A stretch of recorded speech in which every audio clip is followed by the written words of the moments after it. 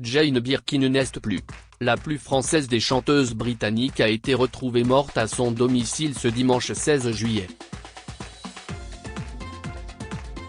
Elle avait 76 ans. L'ancienne compagne de Serge Gainsbourg, affaiblie depuis un AVC en août 2021, avait récemment annulé des concerts pour raisons de santé. Quelques mois plus tôt, en février 2021, elle accordait une interview à Gala. Face à Nikos Aliagas, Jane Birkin, qui était alors de retour sur la scène musicale avec un nouvel album et venait de recevoir une victoire de la musique d'honneur pour l'ensemble de sa carrière, se confiait sans concession sur sa famille, sa vie, ses joies et ses chagrins. Nous republions aujourd'hui cette interview dans son intégralité. Nikos Aliagas: on est ici chez vous Jane, et on sent bien que chaque objet, chaque meuble est chargé d'histoire. Comme des petites boussoles. Vous m'avez d'ailleurs appris tout à l'heure que le tissu de vos murs est le même depuis toujours, dans tous les lieux que vous habitez. Si est-il votre protection ? Jane Birkin: si est-il comme ça que je me sens bien. À chaque fois que je déménage, je garde mes meubles, mes tissus et je reproduis mon intérieur à l'identique. Et à chaque fois, mes enfants me disent « Oh non, pas encore ». Rire. Ce nouvel album, oh, pardon tu dormais, avec Etienne Dao, est-ce d'abord une rencontre amicale ? Oui, on se connaît depuis tant d'années. Je crois que c'était à l'occasion d'une émission avec les Carpentiers.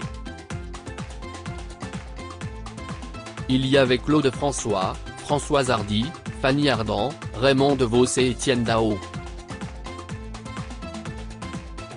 Cela l'avait amusé. Ensuite, il m'a écrit des chansons, puis à Charlotte et il a produit Lou. C'était un bijou. Et puis, malgré nos envies respectives, on n'a jamais pu se retrouver sur ce chemin artistique. 25 ans après, on a fini par y arriver. Et je suis très heureuse. Avec Serge, on faisait un disque tous les 2 ans, il pensait toujours me devoir des chansons. J'avais beau lui dire qu'il ne me devait rien, il le voulait. Après sa mort, je me suis demandé si je valais le coup sans lui. J'ai sorti 14 albums en tout, dont 9 composés par Serge. Avec Etienne, si est mon deuxième album perso. La mort de Kate a bouleversé ma vie. Dans cet album, vous parlez d'amour, mais aussi de la dureté de la vie, de ceux qui sont présents mais aussi des absents. Comment avez-vous fait pour raconter la mort de votre fille, Kate, sans être submergé par la douleur ? Quand je suis allé voir Etienne, je n'avais pas parlé de ce drame pendant 7 ans. Je me suis dit que je ne pouvais pas faire un disque personnel sans parler de ma fille. Sa mort a bouleversé ma vie, celle de ses 2 sœurs et de son fils aussi. J'ai connu et je connais encore aujourd'hui des grands moments de chagrin, de peine. Parfois sur des petits détails.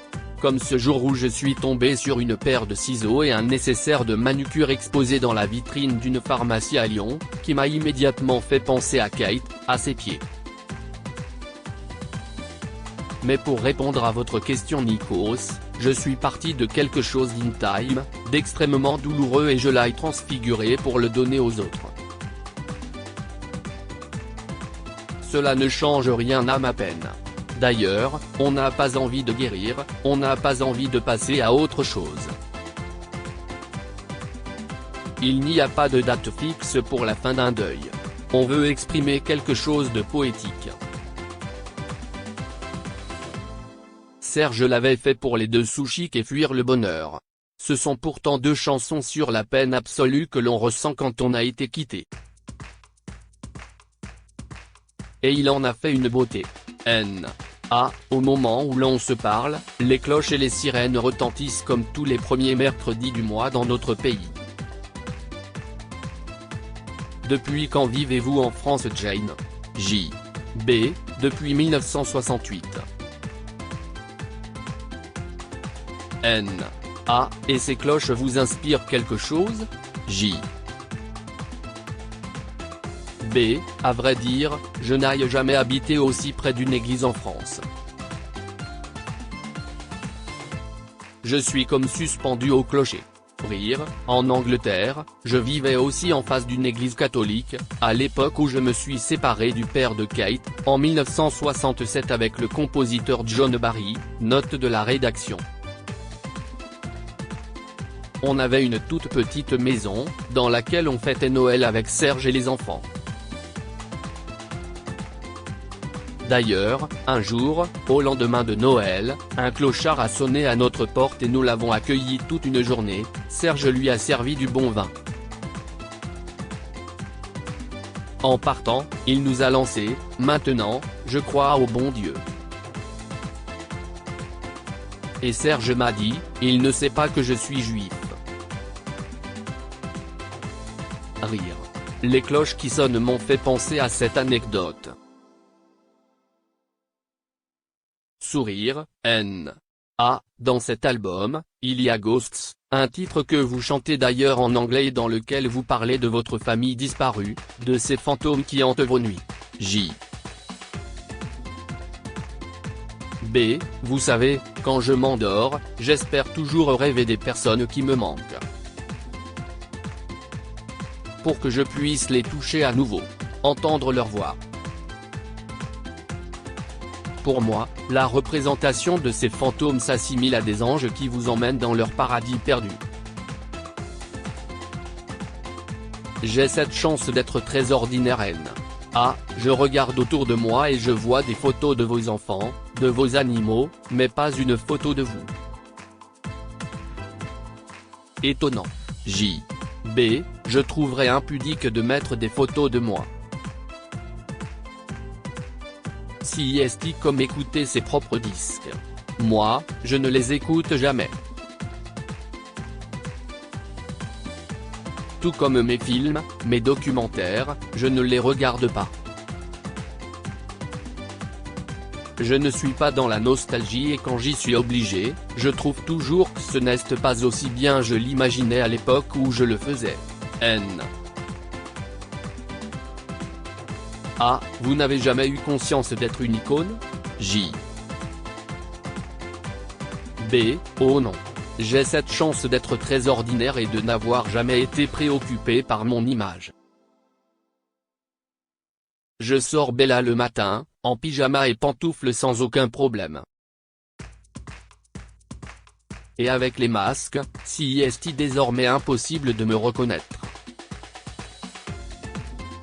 Rire, et puis, les gens sont amicaux avec moi. Vous restez optimiste malgré cette pandémie de Covid-19? J.B.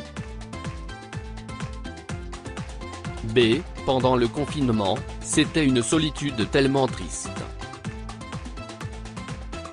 Je sortais juste sur le balcon pour applaudir les infirmières comme tout le monde. Mais dans la journée, je ne faisais rien d'intéressant. J'avais parfois Charlotte qui m'appelait de New York et Lou bien sûr. Là, j'ai la chance de rencontrer du monde pour la promo. Comme vous Nikos. Si est un plaisir de converser, d'échanger. Je ne suis pas isolé comme en mars dernier. Il paraît que Charlotte vous a filmé pendant 3 ans pour réaliser un documentaire. J.B. Oui, si est vrai et j'ai autant appris sur elle qu'elle a appris sur moi. Entre nous deux, si est une complicité essentielle que nous n'avons pas eue depuis les 7 dernières années. Quand Kate est partie, Charlotte s'est envolée pour New York.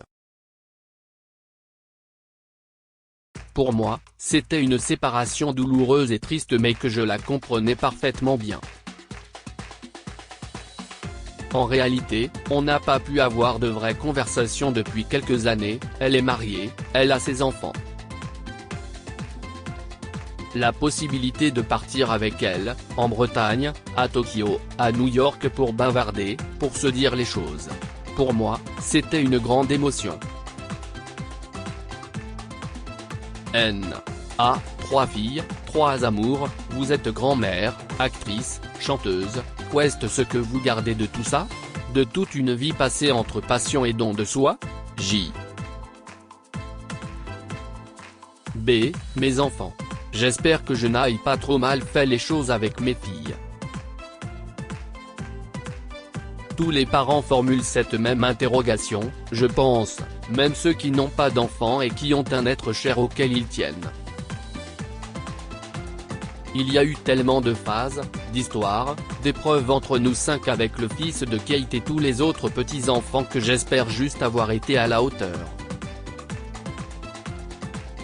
Et que mes filles conservent un sens de l'humour pour me pardonner mes erreurs.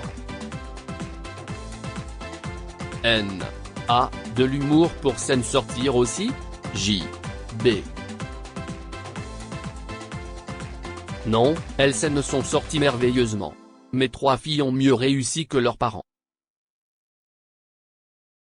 Kate a été une merveilleuse photographe, ses photos ont d'ailleurs été prises pour la Bibliothèque nationale, Charlotte avec ses Césars, les prix à Cannes, la musique et l'eau qui a frayé son chemin avec tant de difficultés, avec des personnes encombrantes autour d'elle. Elle a trouvé une voix qui n'a rien à voir avec la nôtre. Une voix magnifique, élégante. Et Lou est si généreuse. Je suis très fier de mes filles. Vraiment. Propos recueillis par Nikos Aliagas. Crédit photo, Domine Jérôme Abaca.